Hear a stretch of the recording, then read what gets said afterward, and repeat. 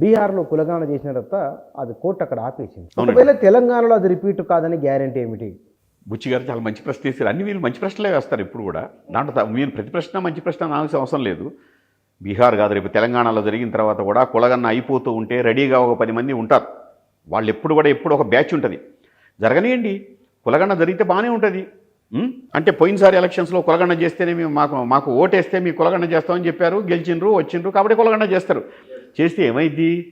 50% అన్నది సుప్రీంకోర్టు తీర్పు ఉంది కదా, ఆ సుప్రీంకోర్టు తీర్పుని అడ్డుపెట్టుకొని ఆ సుప్రీంకోర్టు తీర్పుని మనం పక్కన పెట్టేసి కులగన్న వాళ్ళు ఎంత జరిగినప్పటికీ కూడా దాన్ని ఆఫ్ చేయొచ్చు కదా అన్నటువంటి ఒక అంశం కూడా అగ్రవర్ణ భావజాలం ఉన్నటువంటి వాళ్ళు దట్టంగా ఉంది. బీహార్లో ఏం జరిగిందో రేపు తెలంగాణలో కూడా అదే జరుగుద్ది కదా, అట్లాంటప్పుడు కులగన్న చేస్తే లాభం ఏంటి అన్న ప్రశ్న కూడా ఒకటి ఉత్పన్నమైంది. దీనికే రామస్వామి ఫిర్యాదు చేశాడు.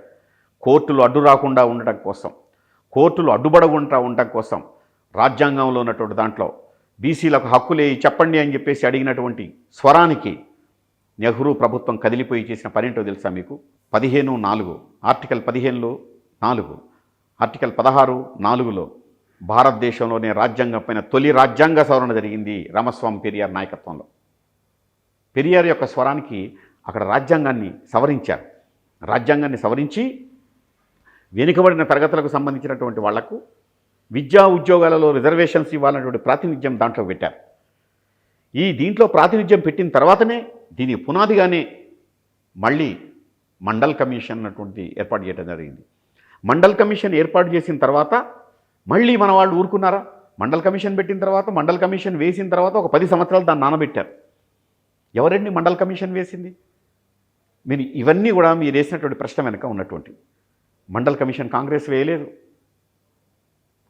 బీసీలకు సంబంధించి రిజర్వేషన్ మీద వాళ్ళు చెప్పలేదు. నెహ్రూ కానీ, ఇందిరాగాంధీ కానీ, లాల్ బహదూర్ శాస్త్రి కానీ, మన్మోహన్ సింగ్ కానీ, రాజీవ్ గాంధీ కానీ ఎవ్వరు కూడా బీసీలకు సంబంధించిన రిజర్వేషన్ల గురించి మాట్లాడలేదు. చేస్తాం చూస్తామని దాటవేసుకుంటూనే వచ్చారు. మండల్కి సంబంధించి జనతా పార్టీ తొలిసారిగా బీపీ మండల్ నాయకత్వంలో మండల్ కమిషన్ని వేయడం జరిగింది. వాళ్ళు ఇచ్చిన నివేదికను మళ్ళీ 10 సంవత్సరాల తర్వాత అధికారంలోకి వచ్చినటువంటి జనతా దళ్, విపి సింగ్ దాన్ని అమలు చేయడానికి చేసినటువంటి ప్రయత్నం. అప్పుడు ఆ ప్రయత్నంలో భాగంగా వచ్చినటువంటి దాంట్లో ఘర్షణ జరిగినప్పుడు మీరు బీహార్ సందర్భం గుర్తొస్తే చూడండి. అన్ని పార్టీలు బీసీలకు సంబంధించినటువంటి విషయంలో మేము మాట్లాడతామంటున్నారు. అన్ని పార్టీలు బీసీల పక్షాన్నే మేము ఉంటామని అంటున్నారు. కానీ పైకి మాట్లాడుతున్న మాటకి, లోపల ఉండే మాటకి మండల్ కమిషన్ వచ్చినప్పుడు అదే బీసీల పక్కన ఎస్సీ, ఎస్టీ, మైనారిటీలు, ఆదివాసీలంతా నిలబడ్డారు. మండల్ వాళ్ళకి ఇవ్వాల్సిందే రిజర్వేషన్ల దాని మీద ఉద్యమం వెనక అందరూ ఒకే తాటిపైకి వచ్చారు. మీరు ఐక్యత అంటారు కదా, బీసీ, ఎస్సీ, ఎస్టీ, మైనారిటీల ఐక్యతకు సింబల్. అక్కడ జరిగినటువంటి పరిణామం ఏంటంటే అన్ని పార్టీల్లో ఉన్న అగ్రవర్ణాలు చేసిన కుట్ర ఏమిటంటే మండల్ కమిషన్ అమలు జరుపుతుంటే దాని మీద పెట్రోల్ పోసి, అగ్గిపుల్ల గీసి, దేహాలకు అంటించి కుట్రలు చేసినటువంటి వాళ్ళు అగ్రవర్ణాలు.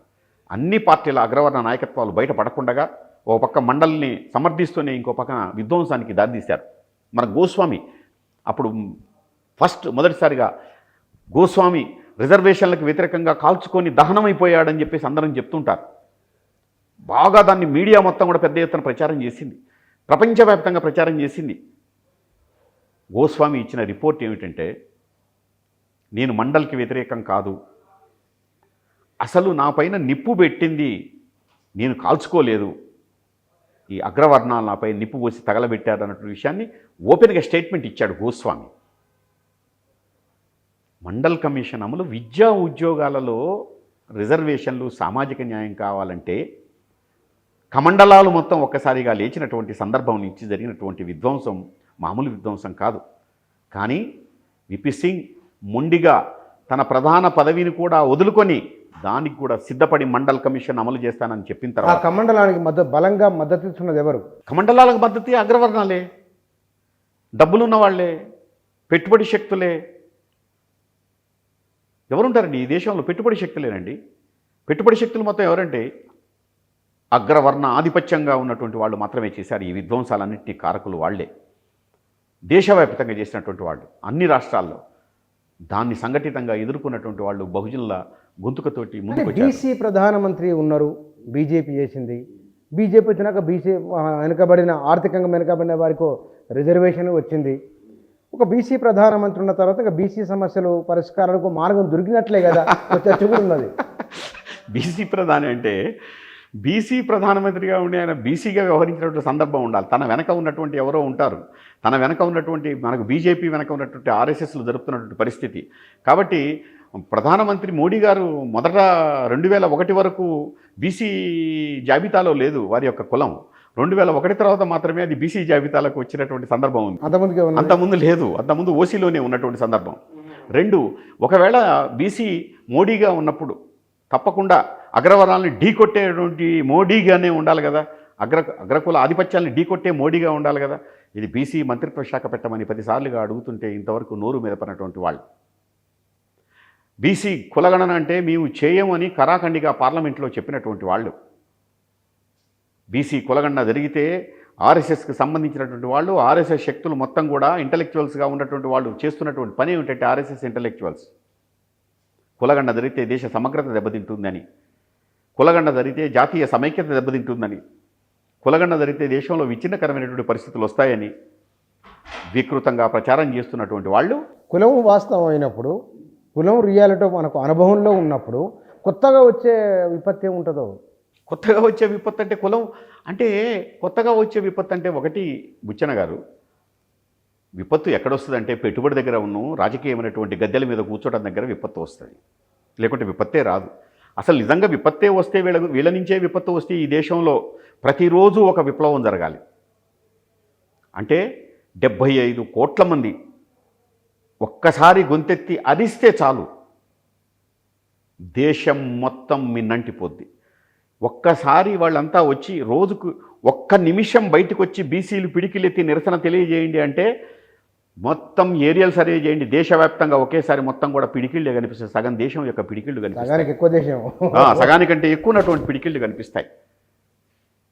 వాళ్ళట్లా చేసేవాళ్ళు కాదు, ఆ రకంగా చేసేవాళ్ళు కాదు. చాలా మానవీయంగా, చాలా అప్పీల్ ధోరణిలో ఇప్పటికీ అయ్యా మాకు రిజర్వేషన్లు ఇవ్వండి, మమ్మల్ని కూడా చూడండి అడుగుతున్నారు వాళ్ళు.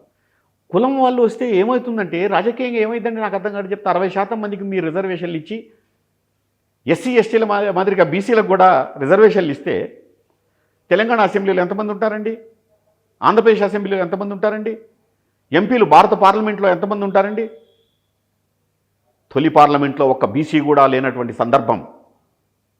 ఒక్కసారిగా సగానికి పైగా నువ్వన్న 540కి ఉన్నటువంటి రాజ్యసభ సభ్యులందరూ కూడా పార్లమెంటు సభ్యులందరూ ఒక్కసారిగా ఉంటే సగానికి పైగా ఉంటే ఒరిజినల్ బీసీ అక్కడ ప్రధానమంత్రిగా ఉంటాడు. అందుకు కులం అంటే, అట్టడుగు వర్గాలంటే, అట్టడుగు వర్గాల ఐక్యత అంటే, అట్టడుగు వర్గాలు సంఘటితం కావడం అంటే అది ఈ దేశంలో ఉన్నటువంటి అగ్రవర్ణాలకు సంబంధించిన భయం, పెట్టుబడి శక్తులకు ఉన్నటువంటి భయం. ఇది కదా అసలు రహస్యం. ఆర్థికమైనటువంటి రంగాల్లో ఎక్కడున్నారు బీసీలు, రాజకీయమైన రంగంలో ఎక్కడున్నారు బీసీలు, ఐఏఎస్లు బ్యూరోక్రాట్స్గా ఎక్కడున్నారు బీసీలు.